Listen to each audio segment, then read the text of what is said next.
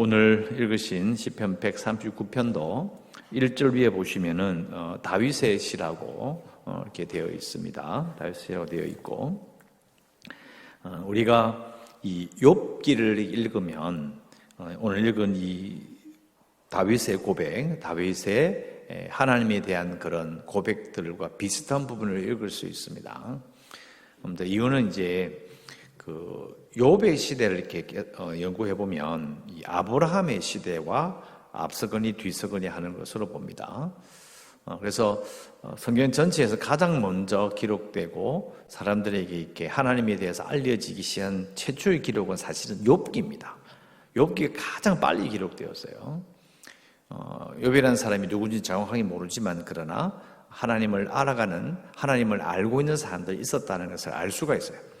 그러니까 욥의 이 기록들, 또 욥에 관련된 그런 노래들이 계속해서 이렇게 남아 있었던 거예요. 계속 사람들에게 전수되어서 사실은 이제 이스라엘 백성들에게도 또 다윗의 시대까지 계속 이어졌고, 심지어는 이후의 시대, 바벨론의 시대까지 계속해서 욥의 그 모든 사건들과 그의 고백이 남아 있었다라고 볼 수 있습니다.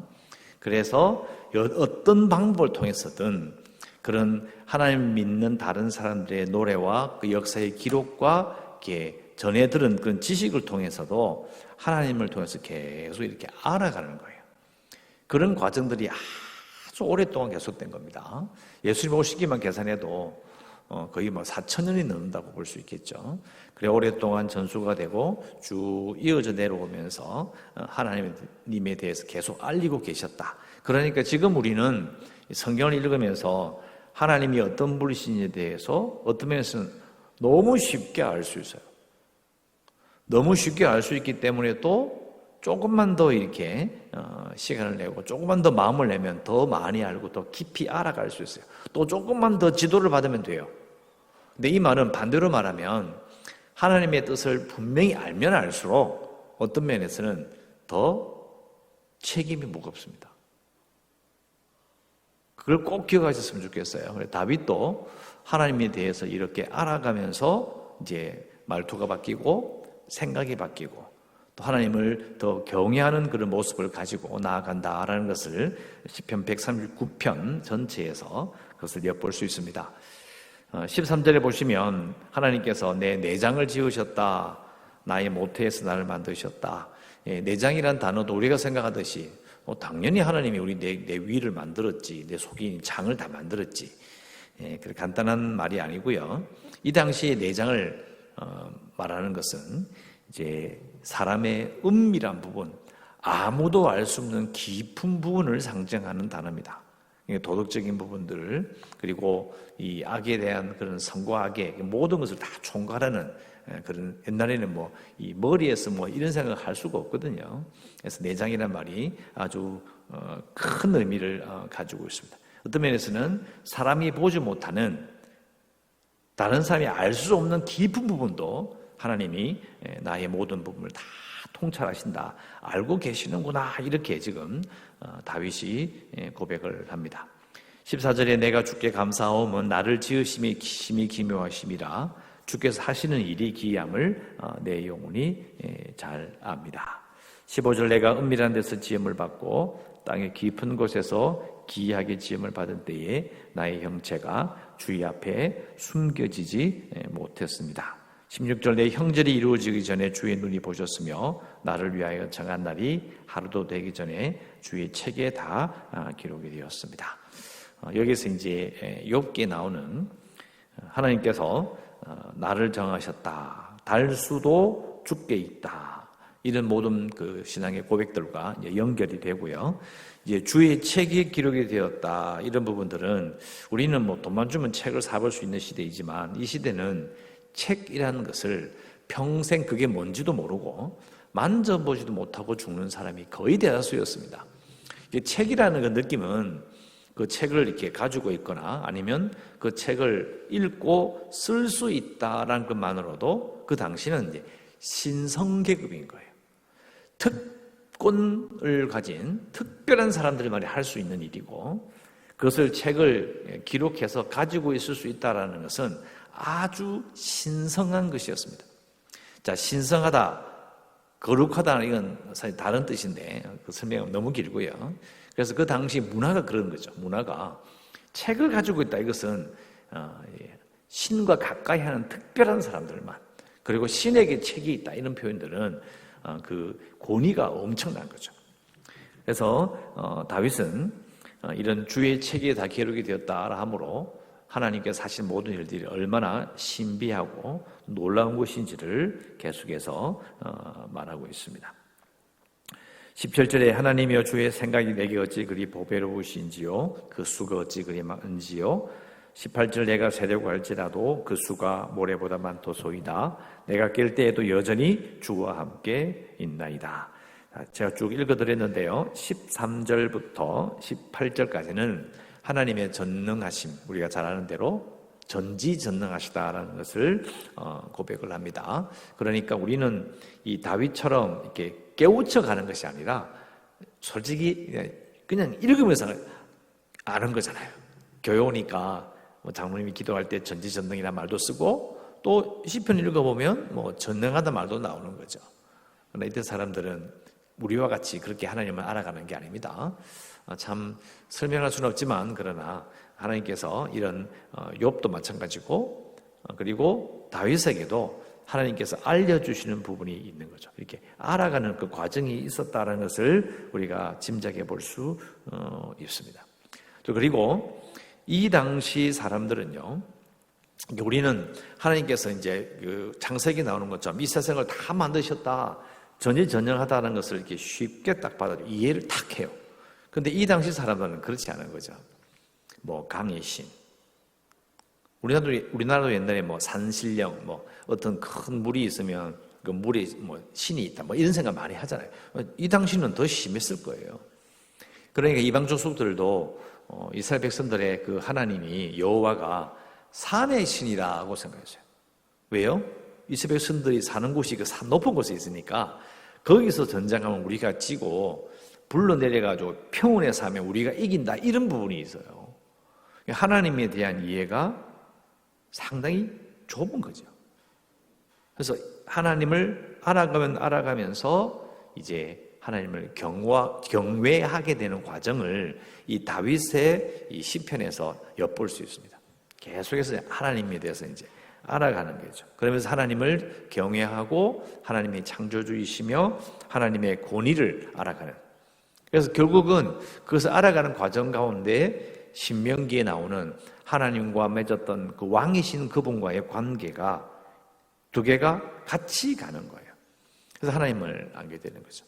그래서 신명기 끝에 나오는 자손의 자손에게 하나님의 명령과 규례와 법도를 가르치고 하나님 경외하기를 배우게 할지라, 다 정확하게 기록이 되어 있어요. 알아가는 과정이 필요한 거예요. 결국은 하나님을 경외한다, 하나님을 믿는다라는 것은 주일학교 때 바짝 하고 할 수 있는 게 아니에요. 평생을 경외하기를 배우며 하나님의 말씀을, 즉 하나님을 알아가는 과정이 필요한 거죠. 아무리 성경을 자주 읽어도요, 그렇다고 해서 금방 알 수 있는 건 아니죠. 계속해서 주의를 기울이고, 우리는 이 말씀을, 문자적인 책을 많이 읽으면 하나님을 안다, 그게 아니죠. 하나님을 알게 돼서 아는 것은 말씀을 읽어서 이해하는 것과 그대로 살아보는 것이 같이 가는 겁니다. 신명기의 역사와 그리고 다윗의 그 삶이 같이 가는 거 똑같은 거죠. 그것을 좀 이해하셨으면 좋겠습니다. 그래서 13절에서 18절은 그런 하나님에 대한 기록, 그런 하나님에 대한 깨우침을 기록하고 있습니다. 19절부터는 이제 하나님의 주께서 반드시 악인을 죽이시리이다. 피 흘리기를 죽이는 자들이 나를 떠날지어다. 22절까지 이 악인, 피 흘리기를 즐기는 자, 주의 원수들, 21절에 주를 미워하는 자들, 주를 치러 일어나는 자들, 원수들이 많이 나옵니다. 이들이 누굴까라고 생각해 봤을 때 첫 번째는 이방 족속들일 수 있습니다. 다윗이 평생을 걸쳐서 전쟁을 했기 때문에 그들과 함께 싸웠던 블레셋, 언뜻 떠오르는 게 블레셋이죠. 그 외에도 많은 전쟁을 치렀고 또 이스라엘 사람들 중에서 이제 사울처럼 다윗을 대적했던 자들이 많이 있었습니다. 다윗의 입장에서는 그들이라는 것이 아주 큰 거죠. 사실은 이제 이방 족속이라고 생각해 보더라도 다윗이 믿는 그분, 이스라엘 족속들의 이스라엘의 하나님이 그 신이 누군지를 알고 대적을 하는 부분이 있었을 거고요. 또 이스라엘 족속들 내에서도 잘 생각해 보면 사무엘이 기름을 부었어요. 그것은 무슨 말하냐면 공식적으로 사울 다음이라는 것을 말한 거예요. 선포한 겁니다. 이걸 다 알고 있어요. 그런데 죽이려고 하는 거죠. 그러니까 이방 족속들도 하나님을 대적하는 것이고 왕으로 세우려고 하는 하나님의 기름 부으심을 알고도 대적하기 때문에 또 하나님을 대적하는 거죠. 그래서 이들의 모습이 이게 겹쳐 있다고 볼 수 있습니다. 19절부터 22절까지 계속해서 다윗은 자신의 인생 속에서 자신이 겪었던 일들을 계속해서 지금 말하고 있습니다. 이 부분은 이제 사무엘 상하와 열왕기 상까지 쭉 이어지니까 다음에 말씀을 드리고요. 그리고 23절 하나님이여 나를 살피사 내 마음을 아시며 나를 시험하사 내 뜻을 아옵소서. 내게 무슨 악한 행위가 있나 보시고 나를 영원한 길로 인도하소서. 자, 우리가 23절, 24절을 읽을 때에 사실 아주 옛날 글이잖아요. 근데 이걸 성경에 나오는 이 신명기 역사를 딱 잘라버리고 이것만 다 읽어도 그렇게 어려운 게 없어요. 너무나 선명하고 이해하기 쉽죠. 왜요? 우리도 이렇게 기도했었거든요. 하나님, 나를 살펴주십시오. 내 마음을 알아주십시오. 나를 시험하셔서 정말 나의 마음이 하나님 향하여 얼마나 진실한지를 알아달라. 충분히 기도할 수 있죠. 그런데 역사를 잘라버리지 않고 그냥 이렇게 진공 상태에서 보는 것이 아니라 연결시켜 보면 하나님께서 뭘 살피시냐고요. 무엇을 근거로 다윗을 살피십니까? 이게 포인트예요. 그냥 하나님께서 우리를 다 살핀다. 우리가 죄를 아주 많이 짓잖아. 이런 게 아니에요. 정확하게 근거가 있는 거예요. 하나님은 신명기 조약을 근거로 다윗을 살피는 겁니다. 다윗도 그걸 알고 있었어요. 왜요? 하나님을 왕으로 고백하기 때문이죠. 기준이 있어요, 기준이. 조약을 근거로 이 다윗이 나를 왕으로 나의 명령과 규례와 법도를 지켜 행하는가? 딱 이거예요. 그리하여 왕으로 경외하며 왕의 신하로 왕의 백성으로 하나님의 소유로 살고 있느냐? 이걸 보신다는 거예요. 나를 살펴주소서. 내가 정말 하나님께 충성하는 신하와 백성으로 살고 있는 것을 알아주소서. 정말 그렇게 살고 있는지 나를 시험하셔서 내 뜻을 아옵소서. 하나님, 왕이신 하나님에 대한 충성심을 바라는 거예요. 24절에 내게 무슨 악한 행위가 있나 보시고, 이 악한 행위도 결국은 신명기의 관점에서 보면 단순히 도덕적인 죄를 말하는 게 아니에요. 왜냐하면 보세요. 하나님께 충성하지 않고도요, 도덕적으로 문제가 없을 수 있어요. 우리도 마찬가지잖아요. 하나님 믿지 않는 자들이 깨끗하게 살 수 있어요. 하나님 믿지 않는 사람들 전부 다 흉악한 놈들입니까? 아니에요. 우리보다 훨씬 더 탁월한 자들이 있다고요. 하나님이 보시는 부분은 하나님을 어떻게 보느냐, 하나님과 관계가 뭐냐가 정말 중요한 거죠. 그래서 다윗은 신명기 조약에 근거한 그 후손의 후손이에요. 철저하게 연결이 됨으로 말미암아 자신이 악하다는 것은 뭐냐면 하나님을 왕으로 섬기지 않는 거예요. 그게 출발점이에요.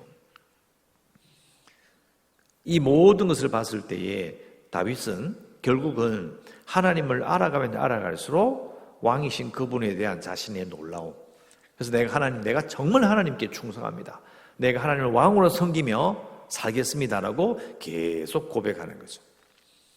그래서 이제 이 부분을 이해하시면 시편에 나오는 신실하신 하나님, 또 제왕시라고 해서 계속 왕의 입장에서 왕이신 그분에게 나아가는 그 시들이 계속 나와요. 그런 것이 필요한 이유가 바로 거기에 있습니다. 예배는 왕을 알현하러 올라가는 겁니다. 왕을 만나러 가는 거예요. 우리가 생각하시 그냥 이렇게 간단하게 이렇게 하는 그런 게 아니라 왕이신 하나님을 만나러 가는 자리인 거죠. 엄중하고 두려운 자리이고 또 왕의 은혜를 누리는 곳이기도 하고요. 왕과의 관계도 개선하는. 그래서 신명기에 나오는 그 하나님께서 백성들에게 말씀해 주시는 그 뜻을 항상 기억하며 성경을 읽어야 합니다. 자, 기도할 수 있는 부분은 다윗처럼 하나님께 충성하여 하나님 편에 서겠습니다. 이렇게 기도해야 합니다. 왜? 충성한다는 건요, 선택을 하는 거예요. 이쪽이냐 저쪽이냐는 거죠. 충성이라는 것은 양다리를 걸칠 수 있는 그런 일들이 아닙니다. 어느 쪽에 서겠냐는 거죠. 하나님, 내가 다윗처럼 하나님께 충성하겠습니다. 그리하여 하나님 편에 서겠습니다라고 우리가 고백하는 겁니다. 기도하시고 계속해서 기도하는 바 우리의 교회가 그분의 방주가 될 수 있게 기도해 주시고요.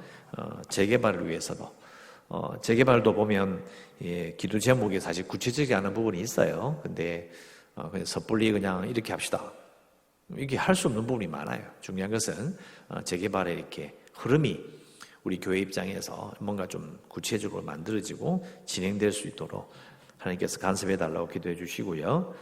코로나19 극복을 위해서 대구 지역에 4군데 정도 학교가 이제 확진자가 나와서 이제 문제가 됐는데 뉴스가 들려오기는 다행히 그 외에는 전수조사를 해보니까 이제 또 확진자 나오지 않았다, 이렇게 제가 뉴스를 들었습니다. 대구 지역이 먼저 이 코로나를 겪음으로 말미암아 다들 주의를 잘하고 있는 것 같아요.